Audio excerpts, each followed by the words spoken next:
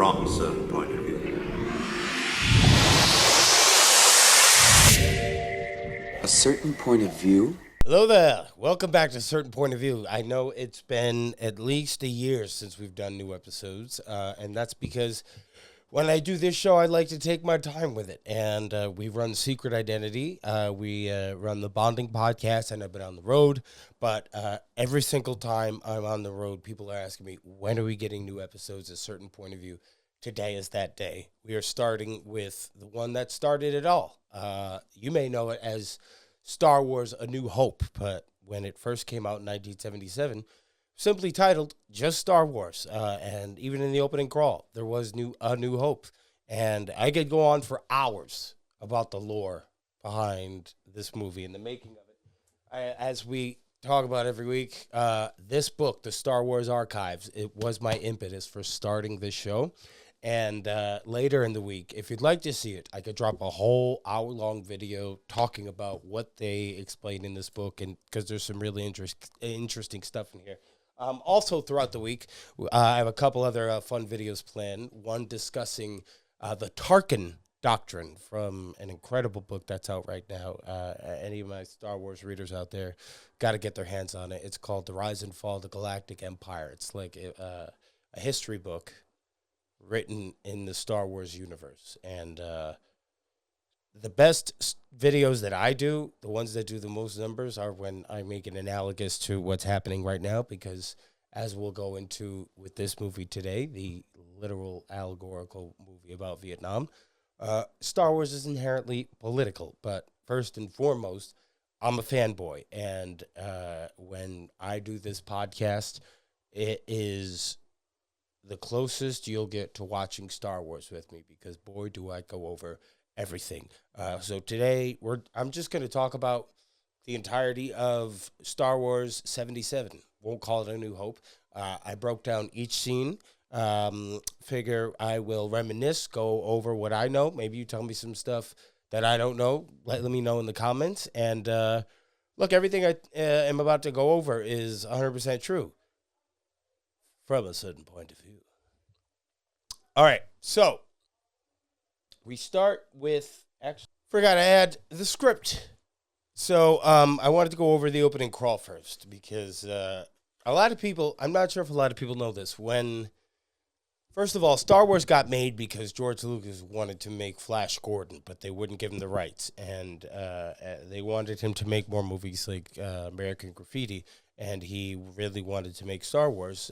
He wanted to make Flash Gordon, and he couldn't get the rights. So he wrote probably 10 concoctions before we got what was actually Star Wars, and he actually released it as a book in 76 before the movie even came out. Well,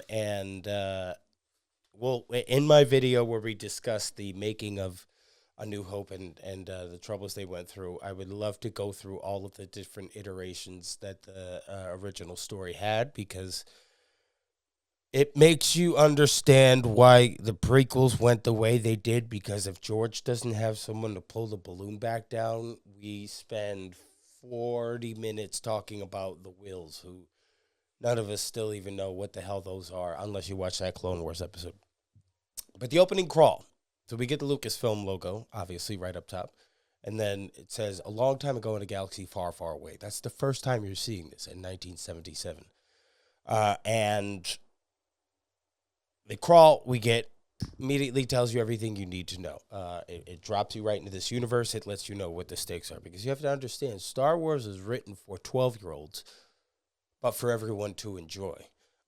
So right off the opening crawl starts with, it is a period of civil war.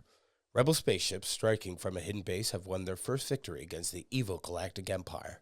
During the battle, Rebel spies managed to steal secret plans to the Empire's ultimate weapon, the Death Star, an armored space station with enough power to destroy an entire planet.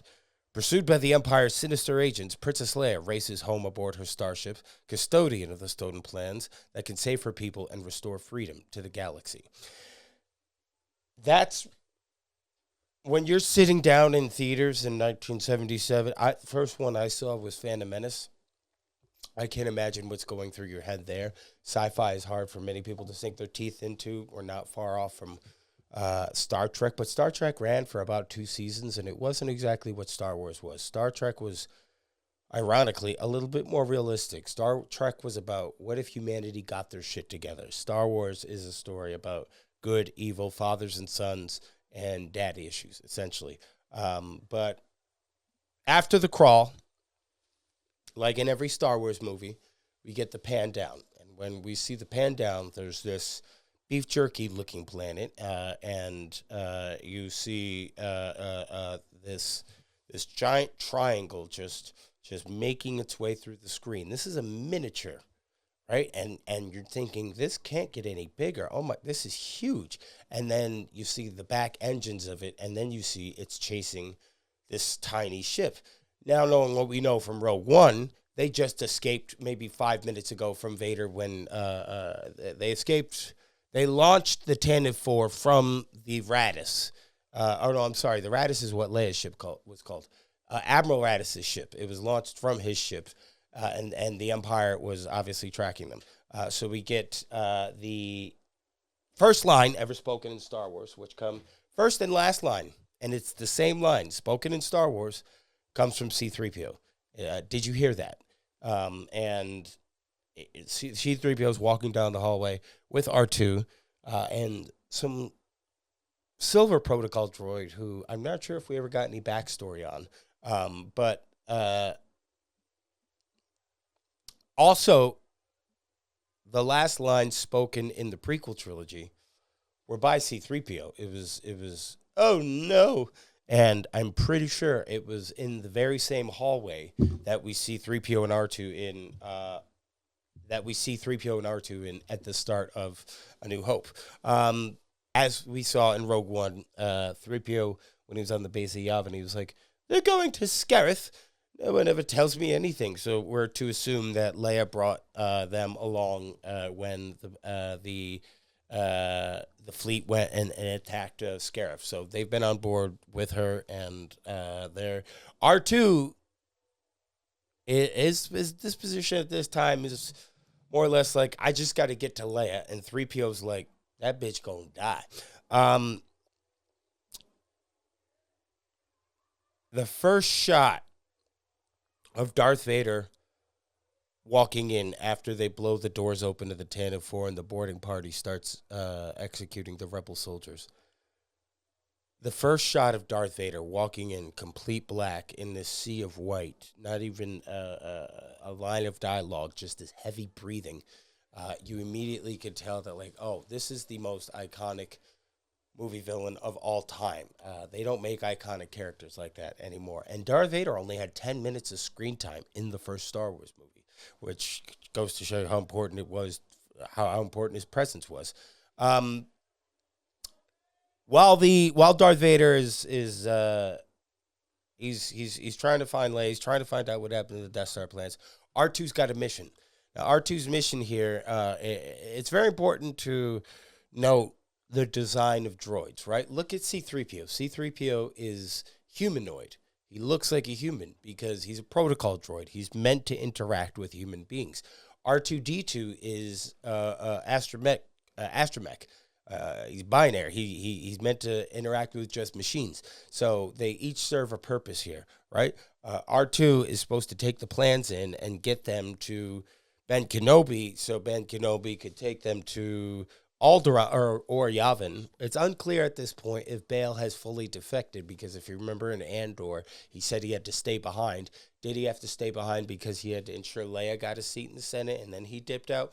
We're unsure, but by the time Leia gets captured, you can pretty much assume that they know Bail is part of the rebellion and his days are numbered.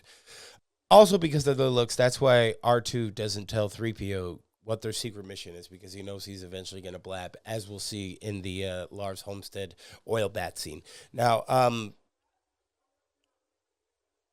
when we see Vader choking, I think it might be Captain Antilles, and he throws him against the wall. You can see a behind-the-scenes clip of David Prowse, who's in the Darth Vader suit, his actual voice for the character, and the crew were like, are we supposed to be scared? We're not really sure what he sounds like. And he didn't, I feel bad for David. He had this very thick Scottish accent. It's just, James Earl Jones is Darth Vader. And after he throws Antilles, he orders the crew to bring the passengers alive. So we get these the squad of stormtroopers, and there's a great Star Wars. There was these Elseworld books when I was a kid. I think they were through Dark Horse, called Star Wars Tales, and there's two stories from those books that I want to bring up today. The first one being the point of view of one of the stormtroopers who were in the boarding party of Tantive 4, and he is talking about how he's always nervous about getting shot walking through the door, and it's one of the few times you see like the point of view of a stormtrooper.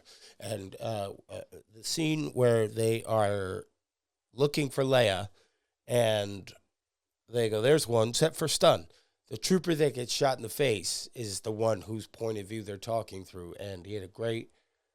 When he saw Leia, he goes, "And then the most beautiful woman I've ever seen shot me in the face." I don't know why that just always stuck out to me, but I love when Star Wars does little stories like that. So they shoot. Leia shoots that stormtrooper. Her theme is one of my favorite John Williams composers of all time. And like any police officer, they shoot Leia in the back as she's running away, but they stun her. And then we get 3PO and R2 trying to get to an escape pod.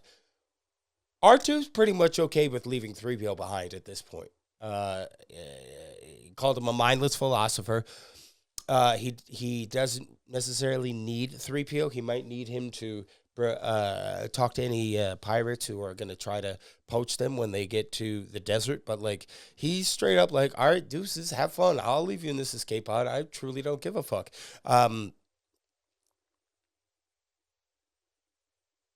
But he really is trying to get him to go along. It's reverse psychology. He loves him. It's his best friend. Then we get the confrontation between Vader and Princess Leia, which, again, after Rogue One, is just so much funnier. Because you have Leia, who's trying to keep up the facade that she was in the Imperial Senate, and who's 19, by the way. Leia's 19 years old. George Lucas was very particular about her being a young leader and not a damsel. And then he kind of went overboard by making the Queen 14 in Phantom Menace. But creator's choice. It's hilarious to me because she's telling Vader, "I don't know what you're talking about. This ship was bringing aid, and he literally just saw you 5 minutes ago dip out with the Death Star plans." And she stands 10 toes down, and he calls her a lying-ass bitch and sends her to the brig. Also, Leia has an accent when she first approaches Vader. He's, "Darth Vader, only you could be so bold." Carrie Fisher's not British. The reason why she had that accent is because our first day of shooting was with Peter Cushing, and she just started mimicking his accent. So that's why Natalie Portman has the accent in The Phantom Menace as sort of a nod to Carrie, but also I think it's because they were trying to have all the decoys sound the same, so you wouldn't be able to recognize their voice. Fan theory, can't prove it, can't believe it, don't know. Then we finally get 3PO and R2 in the... Oh, there is a funny thing, though, where an officer comes up to Vader and lets him know that an escape pod was jettisoned during the fight, and there were no life forms aboard, and Vader puts two and two together and says, "Well, she probably hid the plans on the escape pod." Where did they send her? Where did they send the escape pod? Tatooine? Yeah, fuck that. I'm not going. Send a detachment personally and make sure you go find that shit. I don't do sand, deuces. Then we get my second favorite shot in Star Wars, which is when 3PO and R2 are walking through the desert, because you have this giant spectacle of a sci-fi movie. We just saw an incredible laser shootout. We just saw this hulking, giant behemoth evil villain choke a man and then throw him up against the wall. You just saw these white stormtroopers. You just saw everything that you wouldn't expect to see in the 70s. And then we cut to two robots in the desert just walking. I think that's brilliant. And 3PO's lifelong victim mentality, we seem to be made to suffer. It's our lot in life because, you know, he's kind of a bitch. R2 kind of knows his way around Tatooine. You got to understand, he never, in Attack of the Clones, when they went to the Lars homestead, R2 stayed with the ship. So he doesn't really know who Owen and Beru are. He knows Anakin's mother died because I think he was at the no, he wasn't at the funeral. He doesn't really know the Skywalker family history, nor, in my opinion, at this point, does he know who Luke is. Why would he? The last time he saw Luke was when Luke was a baby, and he has no idea where they sent Luke. R2 went to go live with Leia.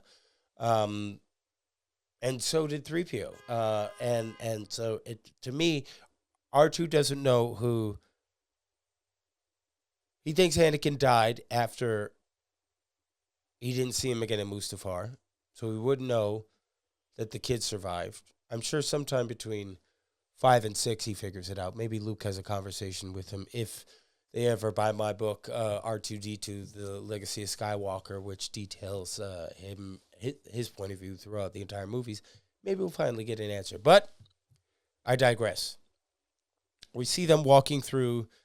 We assume R2 knows where Ben is, presumably because Bail Organa shared his coordinates with Leia when in Rogue One, when he said he was sending for his Jedi and he was going to have his daughter do it. We can assume because Bail had kept in contact with Ben, as we saw in the Kenobi show, so he most likely shared his coordinates with Leia, and R2 just had to roam his way through the desert to get to his hut. One of the things we see in the background are the bones of the Krat Dragon, and that's the noise Obi-Wan makes when he comes to save Luke from the Tuskens. But we'll get into that in a minute because I want to get to the land of the Jawas. R2, they had a problem with R2. Kenny Baker, who was in the R2-D2 suit, they left him in the suit multiple times when the crew would break for lunch. They had a hard time getting. He couldn't roll and spin his head at the same time. There was a lot of logistical issues, and one of the problems they had was they shot the desert scenes in Tunisia, Africa, and R2 couldn't roll on the desert sand there, so they had to shoot the Jawa Valley in Modesto, California, I believe. And I don't know what help C-3PO would have been walking through this valley other than maybe translation, but inevitably R2 gets kirked and the Jawas droid traffic him. And from the time he gets to the valley to the time he reunites with 3PO in the Sandcrawler, there's very little dialogue, which I find fascinating for a science fiction movie because this movie tells you everything you need to know.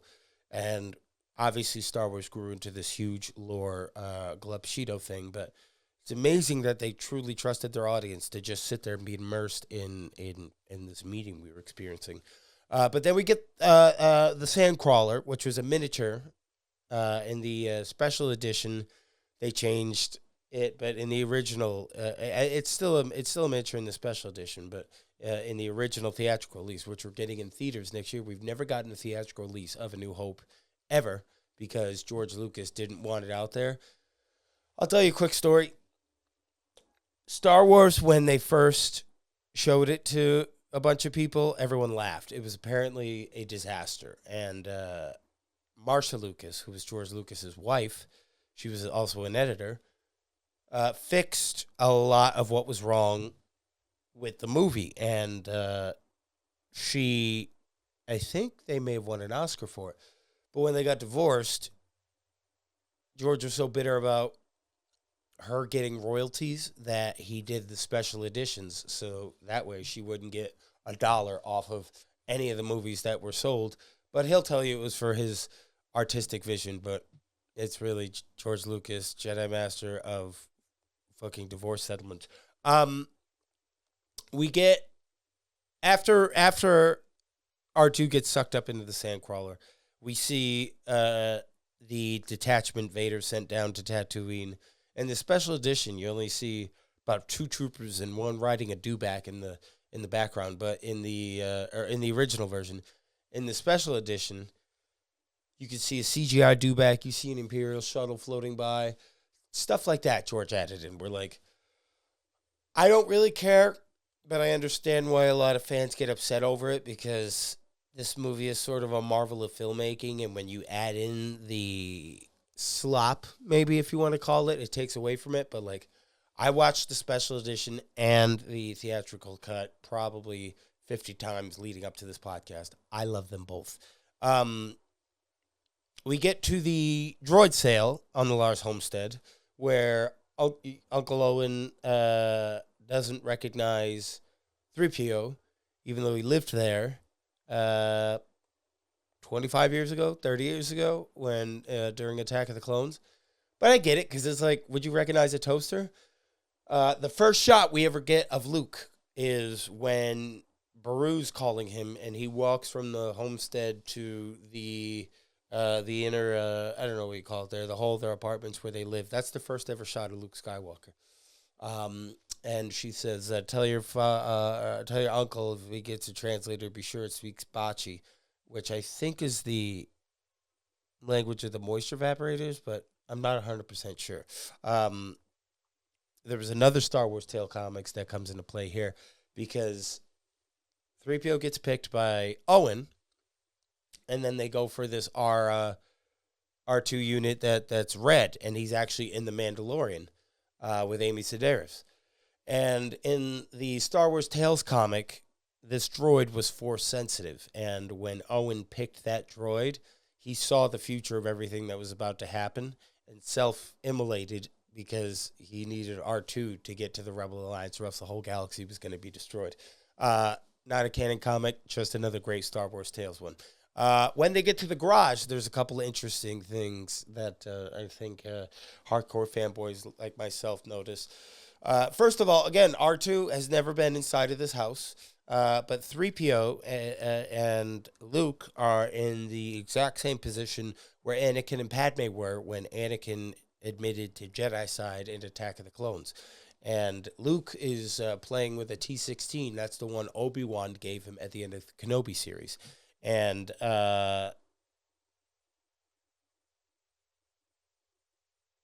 we get the message from Leia accidentally. And what I find really funny in this scene is it's like the one time you see 3PO do something smart, because he's starting to tell Luke, we don't really see a lot of action. I'm amazed we're still alive.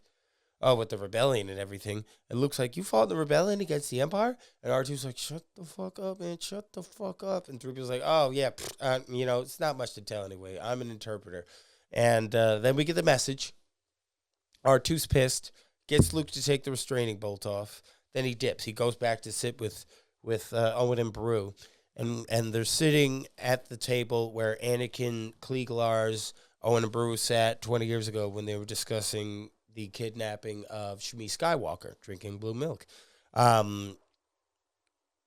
Owen doesn't want... He kind of starts to freak out when Luke says the droids were stolen, because they said they belonged to somebody named Obi-Wan Kenobi, because he obviously doesn't want him anywhere near Kenobi, because he thinks that Obi-Wan had his stepbrother killed, and he doesn't want Luke following in those same footsteps. So he kind of just passes him off and tells him, hey, don't worry about it, just fine. And then Luke's like, okay, you know what? I'll drop it. But I think these droids are going to work out, and I'd like to go to the academy next year. Which Owen was never going to let him do. There's actually a deleted scene where Biggs comes to Luke and tells him, yeah, hey, I didn't join the Imperial Academy. I joined the Rebel Alliance. So that's why this is fresh on Luke's mind here. And Owen promises Luke next season, when they have enough droids to hire on the farm, he can go to the academy. You know the phrase, liar, liar, pants on fire? He was lying, because that's why they fucking burned him alive when they got a chance. Then we get the most beautiful scene in all of Star Wars, which is the binary sunset. It is a pinnacle moment in the hero's journey, and we've all felt like that. And what you see here is what Yoda later references in Empire Strikes Back. Luke looking to the future, to the horizon, his mind not being in the present. And when it gets back to the present, he realizes R2 skipped town. So now they got to figure out, okay, we have to go get this droid in the middle of the night. We can't go at night because of all the sand people, but we'll go in the morning. And actually, the vantage point that the Tusken Raiders are in is actually the same vantage point that they were in during the pod race in Phantom Menace. When the Tuskens attack, I feel like it's personal, even though they don't know Luke is a Skywalker. Like, they're beating him for his dead homies. Like his dad killed their whole family. Like, if there was a Tulsa race massacre in Star Wars, it'd be the Tusken race massacre of the Clone Wars that Anakin committed, because they rock Luke shit for no reason. Also, when the Tusken raises a thing up like that, he only does it once. They just kept repeating it, so it looked like he was doing it multiple times. And you're not going to believe this. The Tusken Raider's name, yes, he has a name, who attacked Luke. Are you ready? Ura, Ura, Ura, Ura. That is his government name. And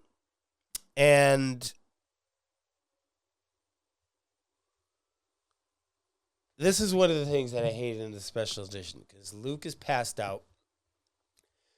R2's hiding behind a rock.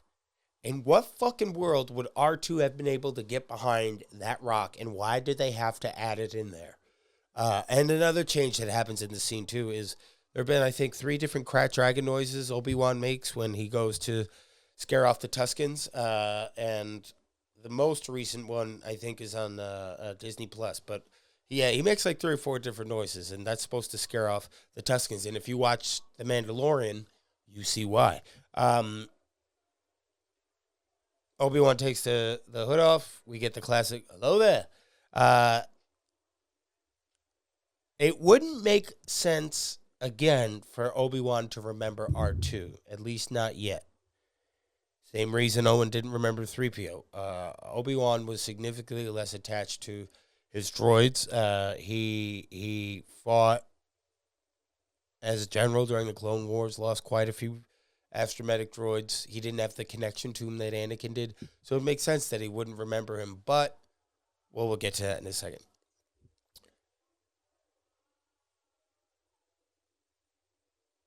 We find out that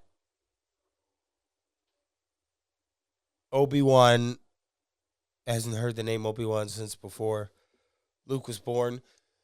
And the name, there's a Clone Wars arc where it explains why we call him Ben. That was his code name when he was undercover with Neko Hardin trying to infiltrate a plot to assassinate the Chancellor, and that just always became his code name. And I think Leia and Han named Ben Solo Ben because that was the person that brought them together. That's what I think. I don't know. Headcanon. Actually, I think the last person to call him Obi-Wan was Padme, when she said, Obi-Wan, there's still good in him. It might have been Yoda when he said, Master Kenobi, training I have for you. But I'm pretty sure it was Padme. Anyway, we get back to Obi-Wan's hut, and in the original, it's just like a matte painting with a land speeder parked out. But in the special edition, they painted out the landscape way more, so you can actually like kind of see the scope of Mos Eisley. And one of my favorite parts in the scene is C-3PO just powers down because they just had nothing else for him to say. So they were like, all right, deuces. And we obviously know that Ben is not telling the whole truth to Luke when he asks how his father died. And when he goes into his trunk to give him his lightsaber, that trunk is very important because what is also in there are lightsaber pieces that Luke later uses to construct his lightsaber that he uses in Return of the Jedi. Headcanon, Qui-Gon's Kyber crystal, and a journal that Ben left behind for Luke. And there's a great comic series that takes place right after A New Hope that details all of this. Leia gets the message from Ben sees the message from Leia. That's when I think he connected the dots that who R2 was. And it's his first time seeing her since the Kenobi show. And she was just a kid then. And obviously they didn't know all this when they wrote it, but like you could see in his face, he's like, oh my God, she's grown up. This is the correction in the Force. I know exactly what I have to do now. I am going to have to get Luke to come with me and train. I'm going to train them together, and that is going to be the thing that will hopefully take down the Sith. And that's why Obi-Wan immediately is like, you must learn the ways of the Force. You are to come with me to Alderaan. And then Luke has a decision to make, and Luke ultimately decides that he can't go to Alderaan because he has work to do, and Obi-Wan sort of just lets him go. And Luke feels guilty about it, but this is part of Obi-Wan's plan, and we'll get to why in a second. Meanwhile, we see the Death Star roundtable meeting, and if you pay attention, there's an empty seat at the chair. There's an empty chair at the table. Who could that chair belong to? Oh, Orson Krennic, who died at the end of Rogue One because he was obviously on the board of the Death Star project. You also see Commander Admiral Yularen, who was in many of the Clone Wars episodes. He was in Rogue One. And we are seeing a lot of disrespect come from Imperial High Command, because you have to understand they don't necessarily respect Darth Vader yet. They know him as the Emperor's attack dog, but he's sort of under Tarkin here because Tarkin's overseeing the entire operation of the Death Star, so he answers to Tarkin essentially, but Tarkin also knows who Anakin is. There's a book called Tarkin by James Luceno, and a bunch of pirates steal Tarkin's Star Destroyer called the Carrion Spike. And in the Star Destroyer is Vader's meditation chamber. And Tarkin was able to realize that he put two and two together and was like, oh, this is Anakin Skywalker. I fought with him during the Clone Wars. So he's one of the only ones that know. Him and Thrawn both know. And later in the movie, Tarkin outs him in front of another Death Star gunner when he's like, the Jedi are all but extinct. You, my friend, are all that's left of their religion. Even like... The Palpatine didn't want people to know he was a Sith, so like he definitely outed Vader as a former Jedi, but it was to a low-level Imperial officer, so like I guess no harm, no foul. But in this Death Star meeting, we have some interesting office politics happening. You have Tague and Mahdi. Now, Mahdi is the one who is very arrogant about the power of the Death Star. He thinks that it's the ultimate super weapon in the universe, and Tague has some reservations. He's like, if the rebels get a technical readout, it is possible, however unlikely, they may find a weakness and exploit it. That line alone may have saved his entire life, because after the Death Star explodes, he was the only one in that room that lived, and the Emperor, to punish Vader, put Tague in control of the military, and Vader had to answer to him until he failed, and then Vader chokes him out.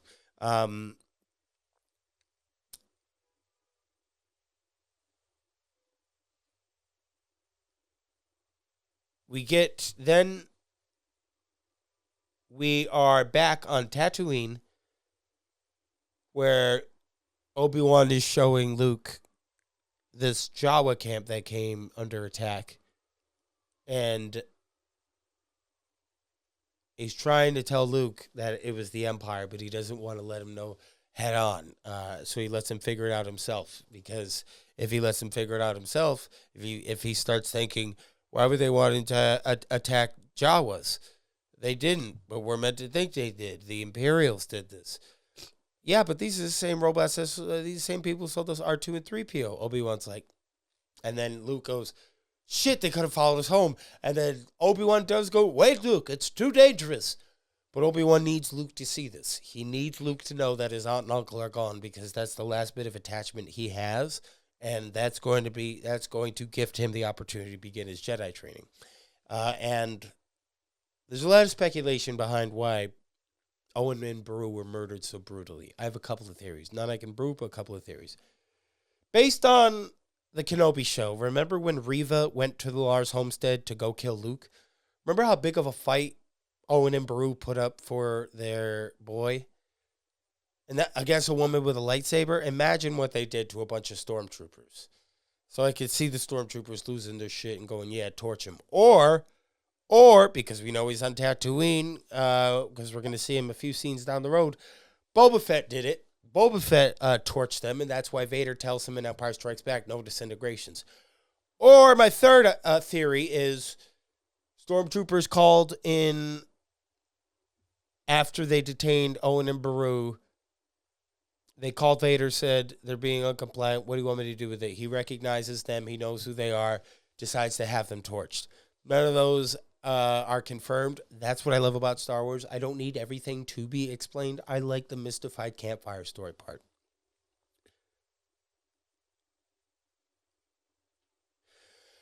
All right, now we get to the Mos Eisley Spaceport, which is, you watch the original and you watch the special edition, you see what they added in.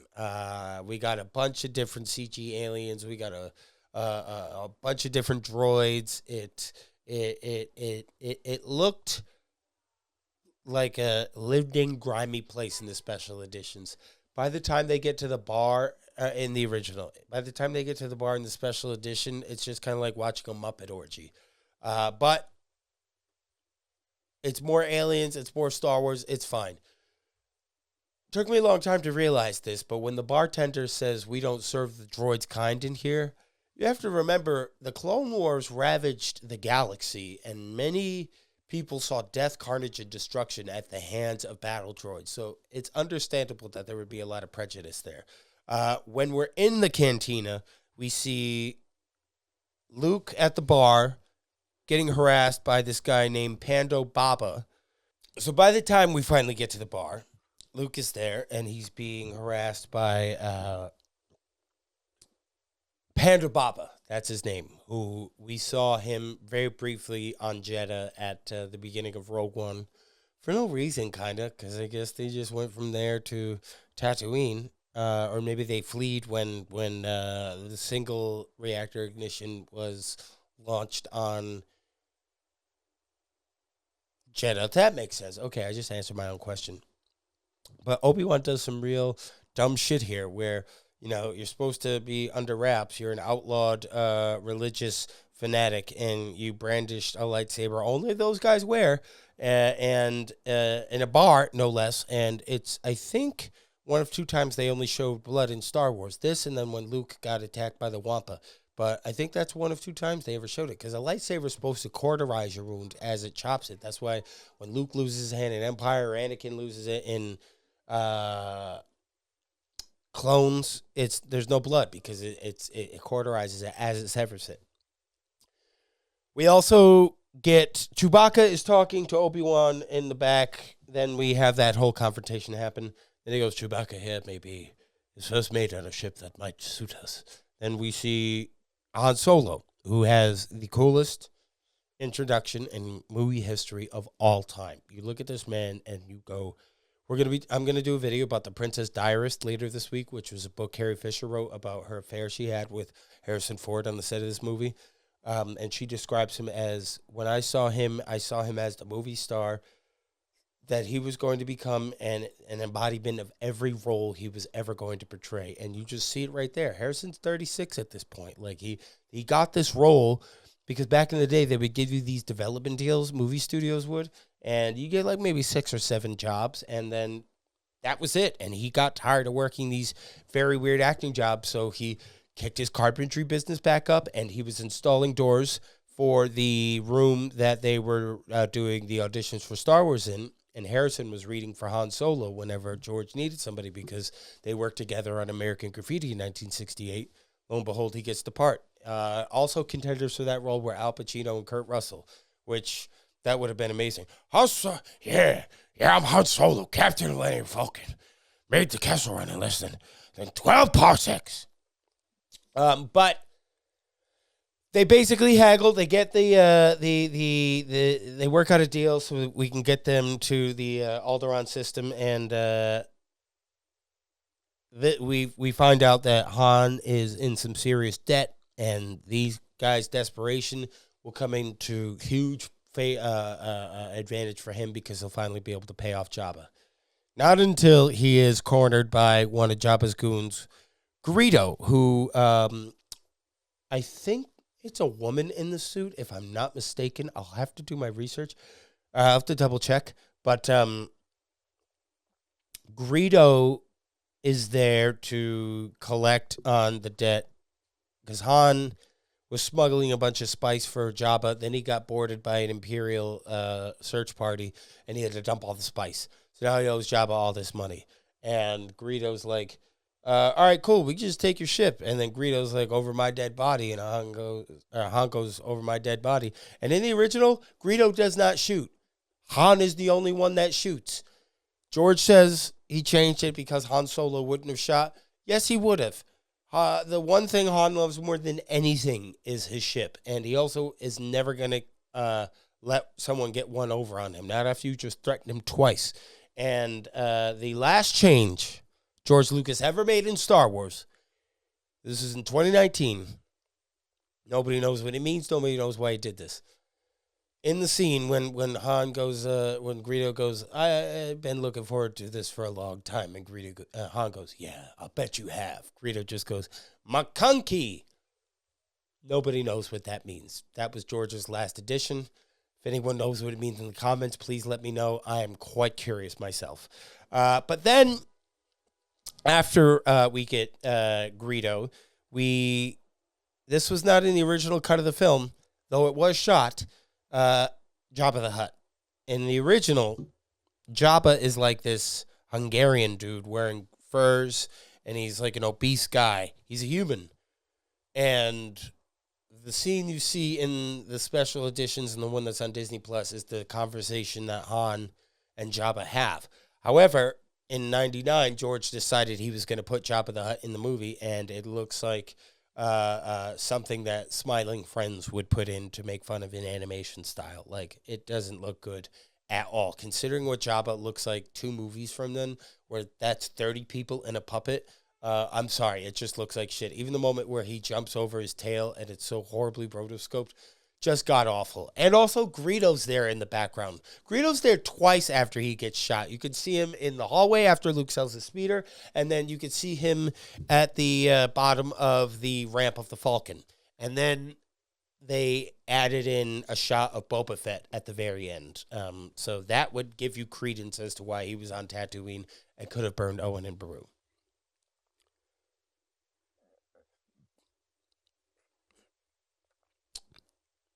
Then after that, we get the Luke, Ben, and the droids finally see the Falcon. And I want you to pay attention to the fact, and, this happens with a lot of ships, too, where they're referred to as her. But the Falcon is a woman. I mean, it's a droid, but it's a woman. If you remember Solo, when L3 got fried, they plugged her mainframe into the Falcon, so it's Phoebe Waller-Bridges essentially in there. When 3PO was talking to it in Empire Strikes Back, he goes, I don't know where your ship learned to communicate, but it has the most peculiar form of dialect.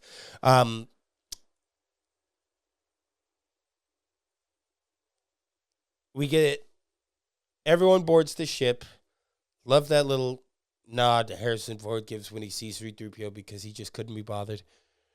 And then they blast out of Mos Eisley. Stop that ship! Blast him! They blast out. Chewie, get us out of here. And when they are in space, we get what people think is a prequel meme, but it actually originated with Han Solo, which is when they're being approached by 2 Star Destroyers. You go, this is where the fun begins. And one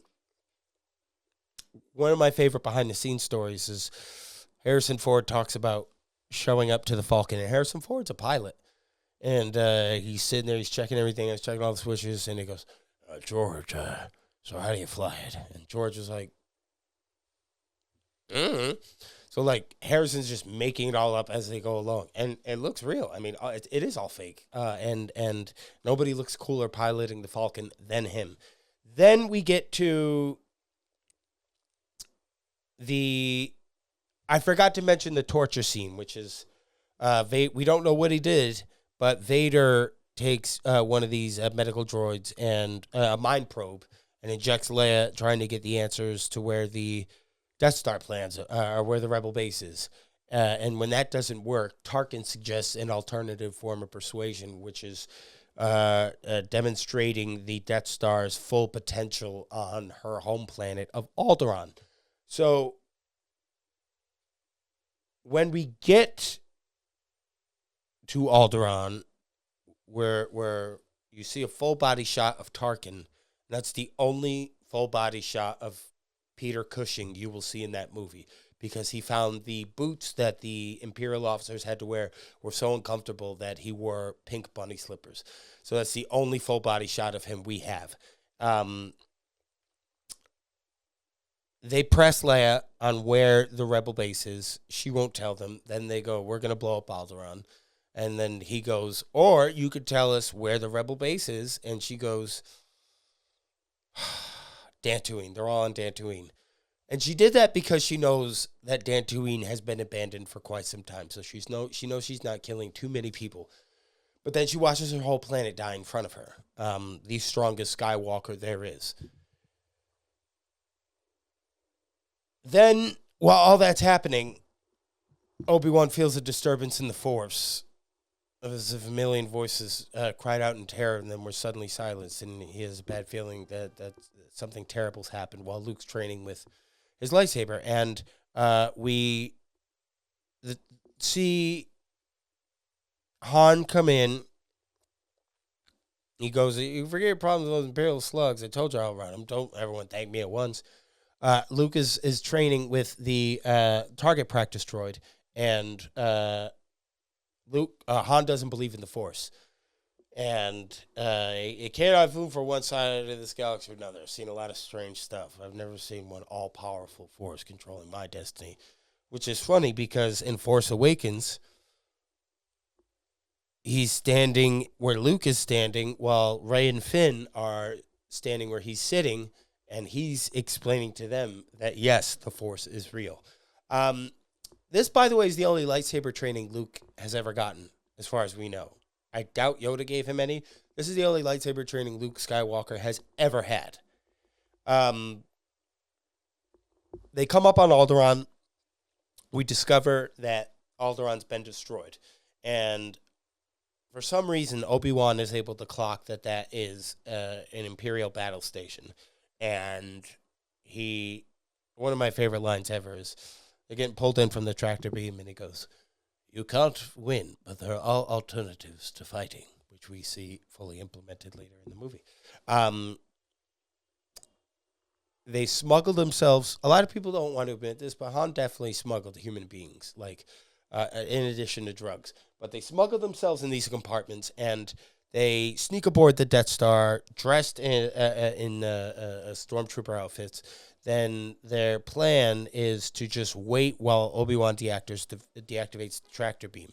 And then they find out that Leia is on the ship. And Luke knows that they have to rescue her because they're going to execute her. And Han doesn't give a fuck until he finds out that he's going to get paid. And when they filmed this, Peter Mayhew, who was in the Chewbacca suit, spoke in English. So Harrison Ford was able to understand what he said. It's hilarious when you watch it back. He goes, that old man is mad. And Han goes, you said it, Chewie. It's fucking hilarious. But Luke eventually convinces him, and they're going to pretend that Chewbacca's a prisoner, and they're going to take him up to the cell block, prison cell block 1138, which I think is a series of numbers that's in every Star Wars movie, as a nod to THX 1138. So they get to the detention center, and there's actually a line where when they get into the elevator, Mark Hamill says, I can't see a thing out of this helmet. That wasn't in the script. That was actually kept in there. Mark couldn't see shit. But they get up to the detention center.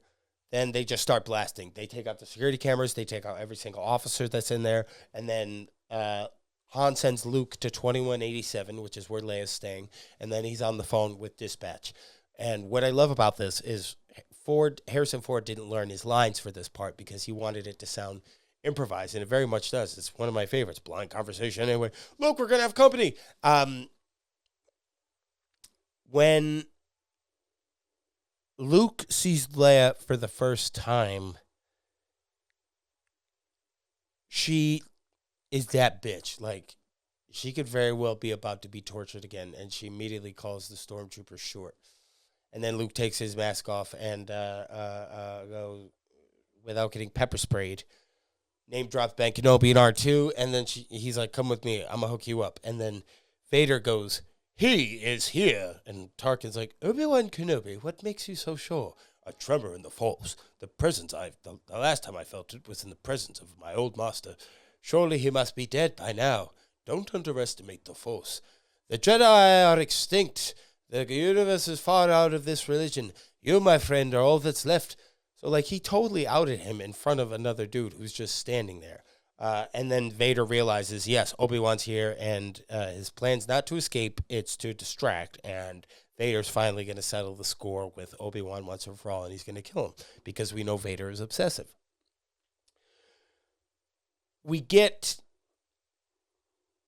So now when we're back in the detention block, they're trapped. They have no idea what they're going to do. They're in a shootout, and Leia is not saved by two men here. Leia's not a damsel in distress. They may have shown up and fucked shit up, but when it came time for an escape plan, she was the one who had the idea to go into the garbage chute to get away from the gunfire. And that is why she is a leader at 19 years old and my favorite Star Wars character. The trash compactor itself is very interesting because originally they were going to have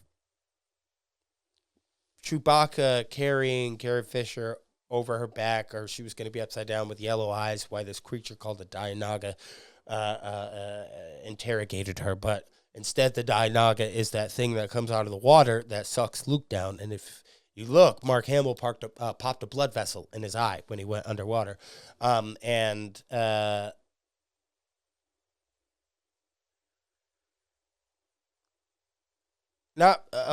the walls start to close in. They're trying to get a hold of 3PO, but he's inside of the storage closet of the command tower. And we see a bunch of stormtroopers walk in. One hits his head right on the door. Special edition, theatrical edition, it's still there. And there's a great Easter egg to it in Attack of the Clones, because when Jango Fett boards Slave 1, he clunks his head. Even though they aren't clones, it's just a nice little nod. They're able to... 3PO and R2 are able to free Luke and Han and everybody else. Ben is able to deactivate the tractor beam, and as they're leaving, they encounter a bunch of stormtroopers. Han shoots one and then tells them to get back to the ship. And as he's running and he's doing that, another special edition changes when he turns the corner. In the original, it was like maybe 6 troopers. Lucas had it in about 200. And if you played the Lego Star Wars game, you remember that mission, and it was one of the best ones that we got. The whole Death Star one was one of the best ones that we ever got ever. Also, would love to mention, because it was the 70s and this was unheard of, when Luke and Leia swing from one platform to the other, there's no stunt doubles. They did that themselves. That was the first time they kissed. George Lucas didn't know that they were going to be brother and sister until Return of the Jedi, and we will get into that in Empire Strikes Back. But I digress, because now we get to the Obi-Wan versus Darth Vader fight scene, which I want to break it down a little bit. There's a few things that you have to take into consideration here. Number 1, they're both very old. Number 2, Vader is old with a limited amount of limbs. Number 3, he extended his lightsaber blade a little bit because he's scared of Obi-Wan. He won't admit it, but he's scared of him. Not only did he rock his shit on Mustafar, but 15 years ago, he got his shit rocked by him again on whatever planet they fought on Kenobi. So, like, he's not necessarily sure if he's got this one in the bag. And it's also supposed to be reminiscent of a samurai fight. And that's why I hate all those, like, reimagine if this was done today. No, fuck you, man. Like, that... Empire Strikes Back, best duel that there was, but that is an old school samurai fight, and the Jedi were based off of samurai and Buddhists, so, like, I love seeing that. And then we get the line of Obi-Wan saying, if you strike me down, I should become more powerful than you could possibly imagine. He knows that if Luke sees Vader strike him down, what that's going to do for the balance of the Force. And he realizes this when Luke runs over to him and is witnessing the fight between Vader and Luke, because Obi-Wan notices that Luke and Leia are united together for the first time. That the Force's correction from Order 66, which was Luke and Leia, has now been united, and Obi-Wan knows that we're good. That's the future. I did what I was supposed to do. Now I'm gonna do this so they can get away. This was what all of this was for. Then one of my favorite things I read in the archives book was George Lucas talking about how he was like, I got the Falcon into the Death Star. That wasn't the hard part. The hard part was figuring out how I was going to get it out of there. So I just backed it up, and that's literally what they do. They just straight up back up the Falcon. And I was thinking about this today as I was watching it, because when the TIE fighters are dispatched to follow the Falcon, I'm thinking, well, why did they do that if the ship is being tracked? Oh, okay. It's because the Empire wants the Crow and the Falcon to think that they're not tracking them, and that's all that they're going to send as far as an attack squadron goes, so they feel safe enough to go right back to the base. And the reason why Leia knows that they're tracking them is because she was tracked when she jumped ship at Scarif, and they found her above Tatooine.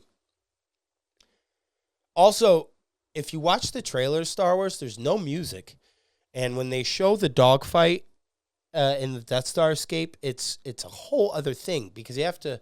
It's a whole other different vibe. George Lucas modeled the fighter attacks after World War II dogfighting videos, and you can very much see it here. Everything works out. They get away. A lot of people bitched and moaned at Han Solo in The Force Awakens because they said he abandoned his post. But Han tells us exactly who he is in the scene after the Death Star escape, where he goes, I ain't in it for your revolution. I expect to be well paid. That's Han Solo. We're going to get into what he does at the end of the movie after, but, like, that's who he is at his core. He's a scoundrel. He's a smuggler. He's a pirate. But then we get to Yavin 4. And after watching Andor Season 2, there's just so much that lives in my head when I think about Yavin, and I think about all the people that helped put that together. And at first, I was like, well, it's kind of dumb now because we just don't see Mon Mothma. But considering what Mon Mothma went through, she had about 19 different 9/11s in the span of 2 weeks. So it's okay for her to take a nap upstairs. Plus, she's the head of the political leadership of the Alliance. General Dodonna, is the head of the military. So she wouldn't really need to be here yet. But we get the Rebel briefing from the Death Star plans that were inside of R2. Dodonna says that the plans were provided by Princess Leia, so the ghost of Galen Erso, Cassian Andor, and Jyn are all like, well, fuck me, I guess. And Han is watching the battle plan the entire time. And I want you to think about why he might be doing that.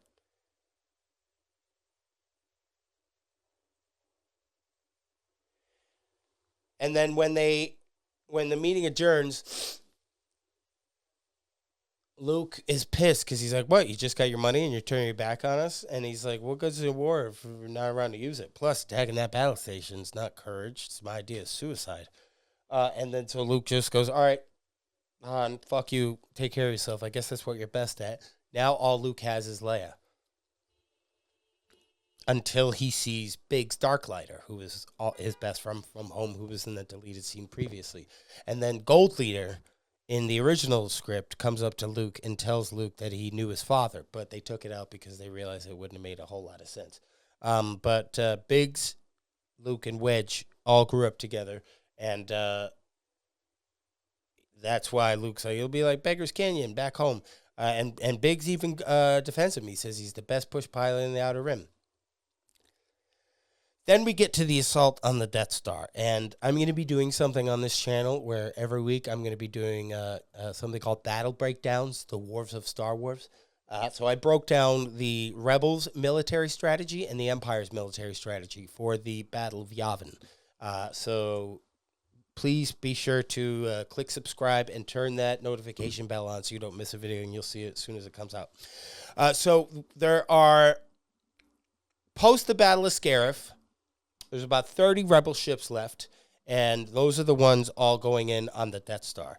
Luke got his call sign from the, I forgot the character's name, but he exploded over Scarif in Rogue One, so Luke now gets to become Red 5. And in the Revenge of the Sith novelization, that's also Anakin's call sign when they're fighting in the battle over Coruscant. Before I get into the ins and outs of the trench run, first of all, there's an incredible game called Rogue Leader. I will play that on the channel, and we'll talk. We'll do some commentating. There's a character named Jet Porkins. There was a fat character in the Battle of Endor, too, and he died. But Jet immediately explodes and dies in this movie. It, to me, is one of the funniest things in Star Wars that they decided to name a character Jet Porkins. So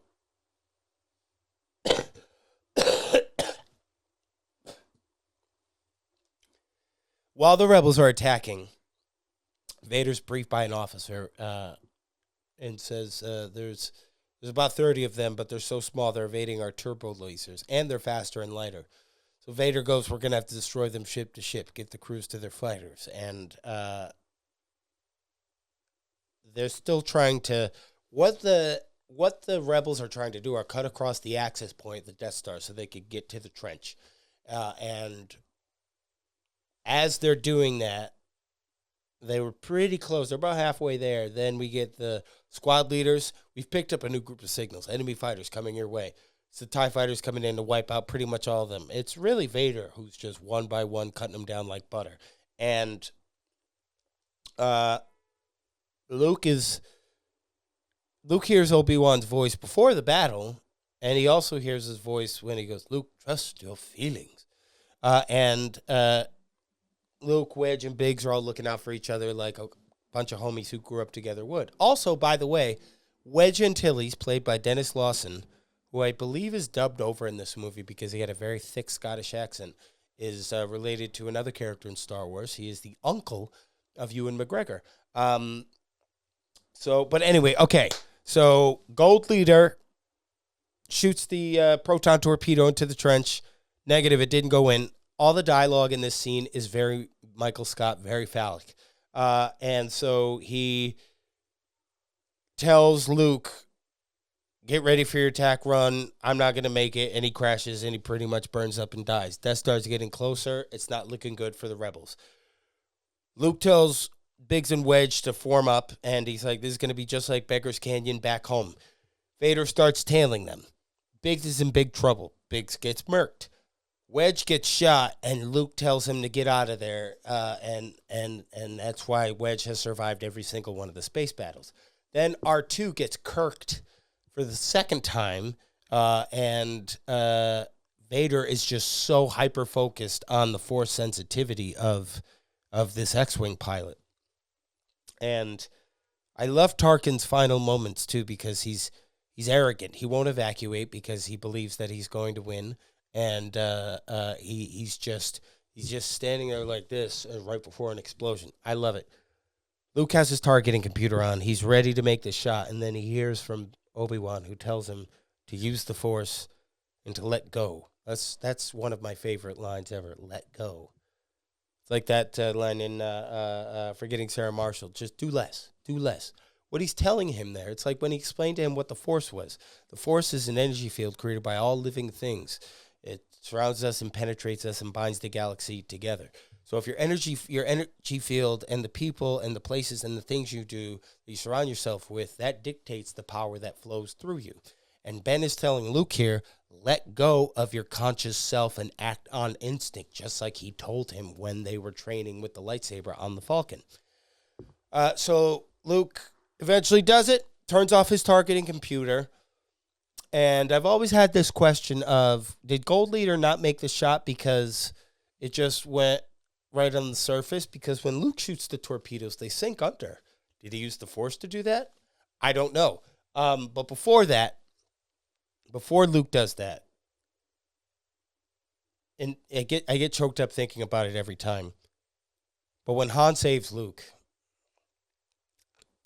that's what this movie is about. This movie is about friendship. Han didn't come to the Death Star to help the rebels fight the Empire. He knew it was a suicide mission. He came to save Luke because he loves Luke, and that's his friend. And I have goosebumps right now just thinking about it. And it's also the reason why Vader had a hard-on for him in Empire Strikes Back, and wanted to make sure he got his lick back after he made him look like a dick for 2 weeks spinning around in space.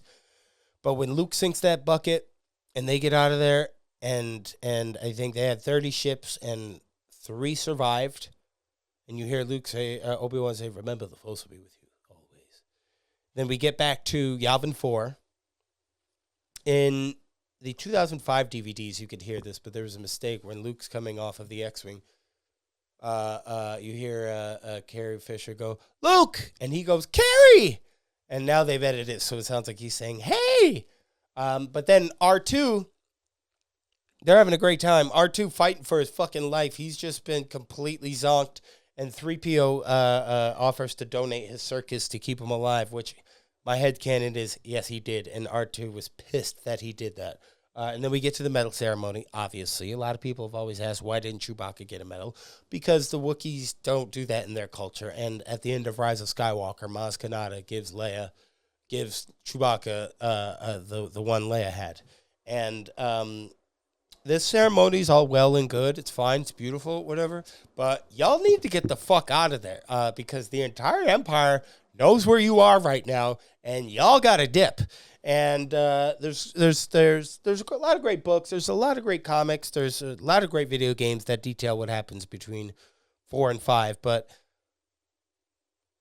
this movie is one of the most American things to ever happen. And it's ironic because it came about because George Lucas realized that he was being fed a bunch of propaganda about the Vietnam War and realized that we were the evil empire. And it is, Star Wars as a whole is a movie for 12-year-olds to learn the difference between good and evil and to carry those lessons with you for the rest of your life. And as an adult, it's still very important to me because it is analogous, as all art is, to the world that's around us. And sometimes it's easier for me to understand the world when I compare it to something I have been obsessive over ever since I was a child.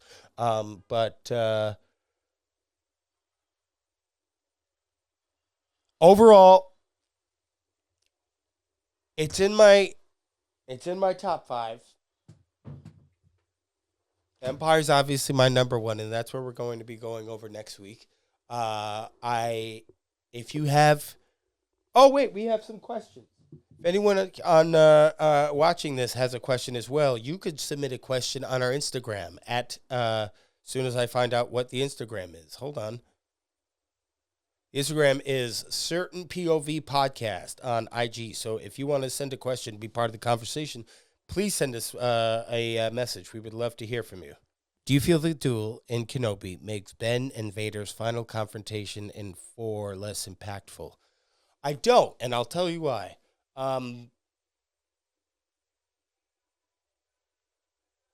Obi-Wan thought Anakin was dead, and he left him for dead at the end of 3. And he realized in the Kenobi duel that, yeah, I could kill him, but you're going to suffer way more inside of that suit, so fuck you. Have fun. Good night. Die. Deuces. It also was the second ass whooping that Obi-Wan gave Vader. So it, I think, made Vader realize that, I should be a little bit terrified of Obi-Wan. And it makes his shit-talking almost sound like he's trying to convince himself. When I left you, I was but the learner. Now I am the master. When was that? When you left him on Mustafar, or when you left him after he beat the shit out of your chest plate? I think they did need to fight. Their fight in 4 is less impactful to me than their fight in Kenobi, because that fight in 4 is just there as Obi-Wan's a martyr for Luke to understand the power of the Force. But A lot of people have their problems with it, and I can absolutely see why. What change would you make in the Star Wars series? Let's see. What change would I make in the Star Wars series? It's a difficult one to say because, you know what? It's not. I would change everything about The Rise of Skywalker. It's not that hard. Yeah, that's what I would change because I still love to pretend that movie didn't exist. Do you think Luke is actually motivated by pure altruism or by a desire of... Okay, here's the last question. Oh, this is a great one. Okay. Do you think, and by the way, if you want to send in a question, next week we're talking Empire Strikes Back. Feel free to send us a question at certain POV pod. I will tag it in the description below. But here's our last question. Do you think Luke is actually motivated by pure altruism or a desire for escape or both? Ooh. At the start of the film, Luke repeatedly expresses frustration with being stuck on Tatooine and his eagerness to go to the Imperial Academy like Biggs. When he joins Obi-Wan at first, is he truly a moral cause or just seizing the first opportunity to leave home and then becoming more intentionally committed as time goes on? Obviously, the death of his aunt and uncle were probably incredibly galvanizing, but curious about my take. Yeah,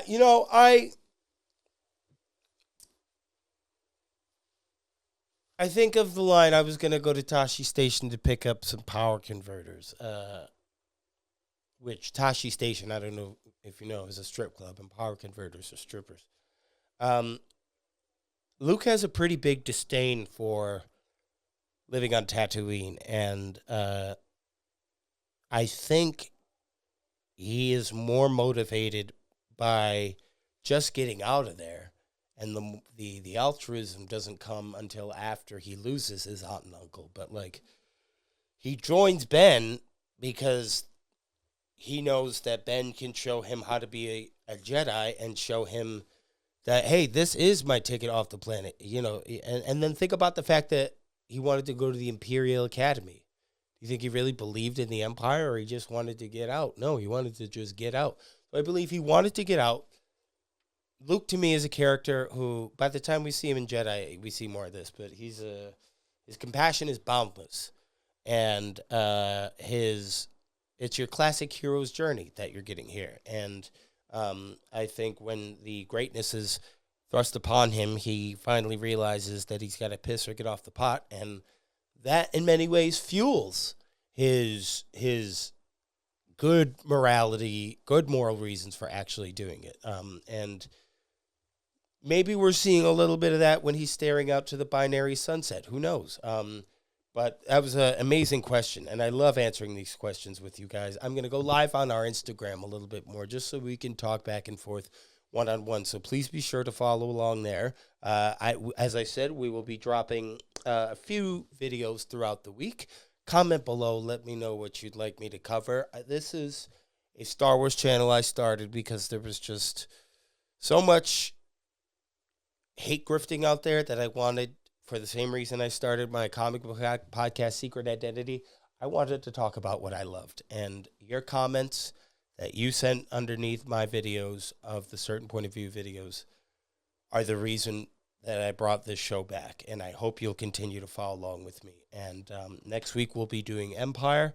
And remember, your destiny lies along a different path than mine. The Force will be with you always.